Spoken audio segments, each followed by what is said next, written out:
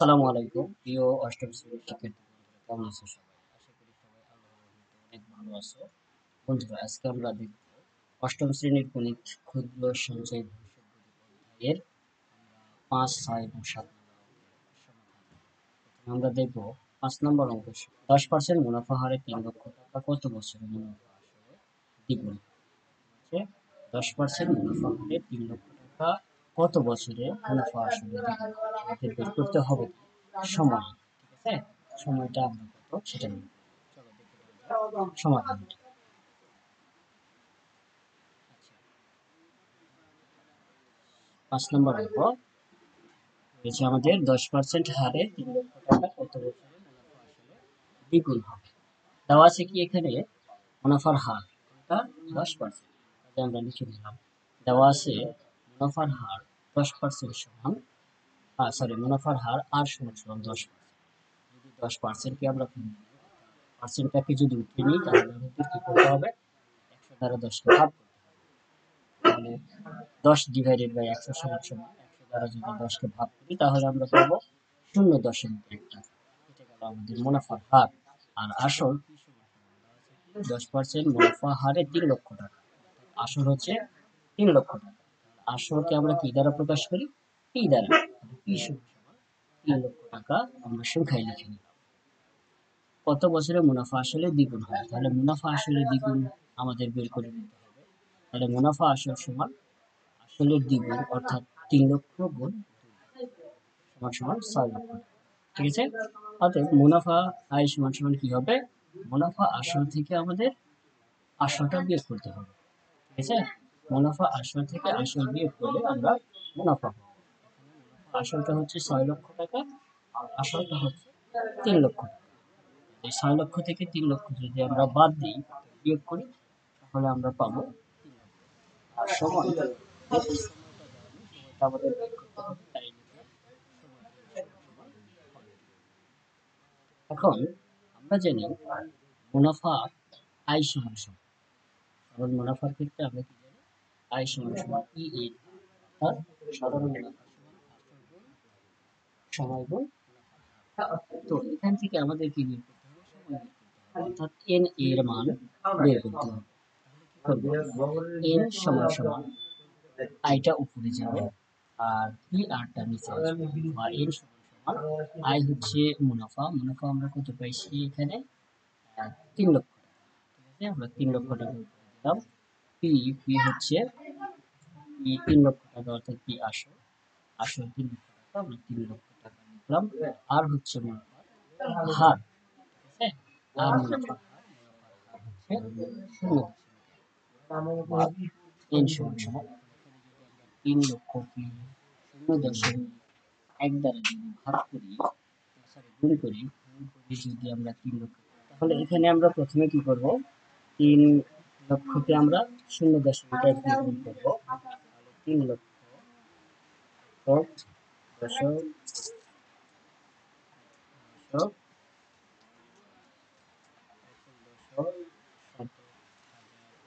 লক্ষ, 3 লক্ষ গুণ 0.1 কত? 50 আমাদের এখন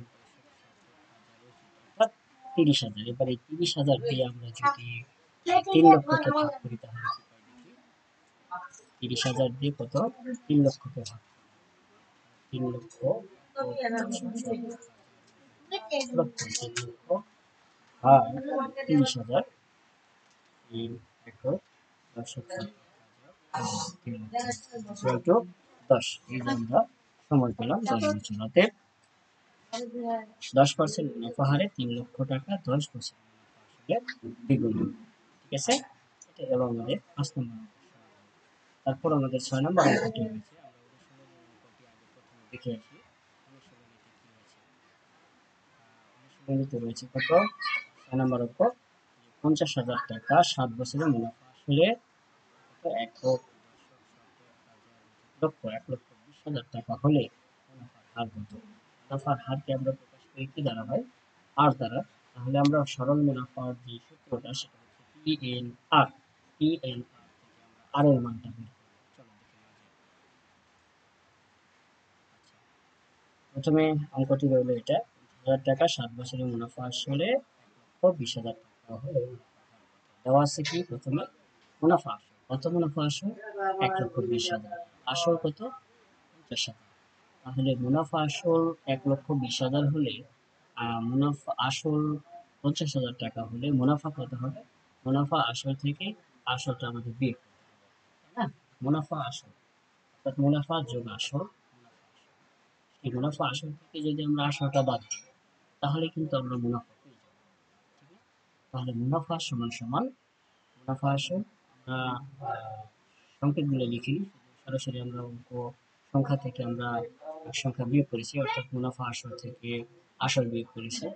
1,20,000 থেকে 50,000 বিয়োগ করেছি। ঠিক আছে? এই 1,20,000 হচ্ছে মুনাফা আসল আর 50,000 হচ্ছে আসল। বিয়োগ করে আমরা পাচ্ছি 70,000 টাকাটা হচ্ছে মুনাফা। সময় কত রয়েছে? সময় রয়েছে 7 বছর। সময় সমান 7 বছর। আর মুনাফার হার আর সমান সমান কত? সরল মুনাফার ক্ষেত্রে আমরা জানি কি আই সমান সমান পি আর। যেহেতু আমরা এখান থেকে আর এর মান বের করবো, কাজে আর এই পাশে নিয়ে আই এই পাশে পার করে দিব।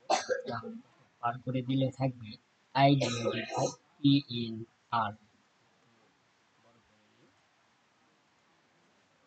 আই সমান সমান P in sorry I divided by N সমান সমান I divided P R. I হচ্ছে মুনাফা, পি হচ্ছে আসল,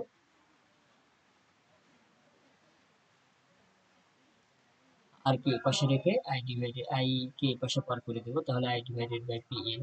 আই হচ্ছে মুনাফা, মুনাফা আমরা কত পেয়েছি এখানে? মুনাফা 70,000 টাকা। ঠিক আছে? আর ডিভাইডেড বাই পি, পি হচ্ছে আসল, আসল হচ্ছে 50,000 টাকা, গুণ এন হচ্ছে সময়, সময় হচ্ছে 7 বছর। ঠিক আছে? এখন যদি আমরা এটাকে কাটাকাটি করি, দেখো এখানে উপরে আছে কত? 70,000, নিচে 50,000, গুণ 7 করবো। 50,000 এবং 7 গুণ করে 70,000 রাইট?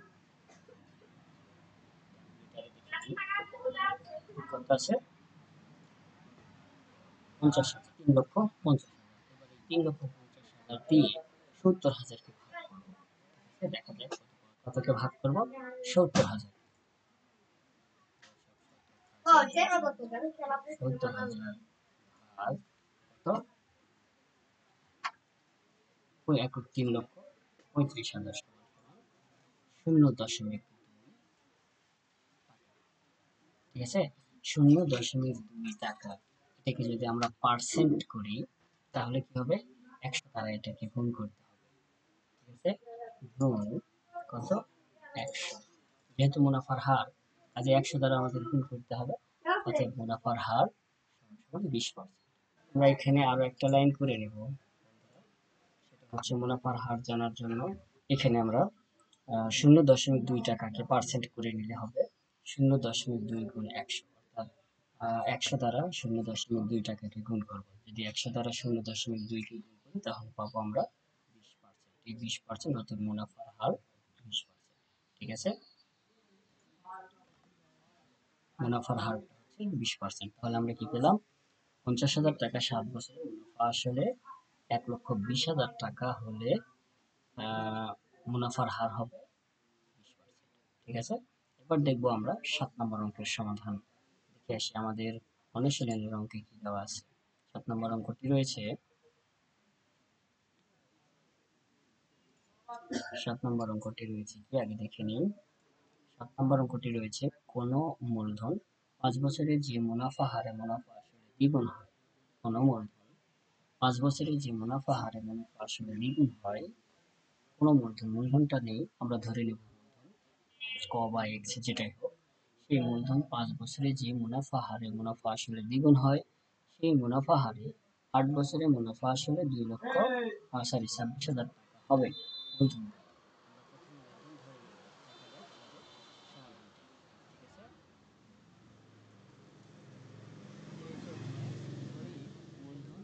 এক্স। ঠিক আছে? যদি মূলধন এক্স হয় তাহলে মুনাফার হার আমরা দুটা ধরে নিব, সেটা হচ্ছে মূলধন এবং মুনাফার হার। মূলধন এক্স এবং মুনাফার হার আর আর এখানে মূলধনও দেওয়া নেই, মুনাফার হারও দেওয়া নেই। ঠিক আছে, কাজে আমরা মূলধন এবং মুনাফার হার ধরে নিলাম। মূলধন ধরে নিলাম এক্স এবং মুনাফার হার ধরে নিলাম আর। ঠিক আছে, তাহলে এই এক্স টাকা 5 বছরের আর হারে মুনাফা কত হবে? এক্স টাকা, এক্স মূলধন 5 বছরে আর হারে মুনাফা হবে। মুনাফা সমান আমরা জানি কি, আই সমান সমান পি এন আর। পি হচ্ছে আসল, এন হচ্ছে সময়, আর হচ্ছে হার। ঠিক আছে, তাহলে পি এন আর অর্থাৎ এখানে এক্স 5 এবং আর যদি গুণ করি আমরা 5x আর, তাই না? তাহলে প্রথম শর্ত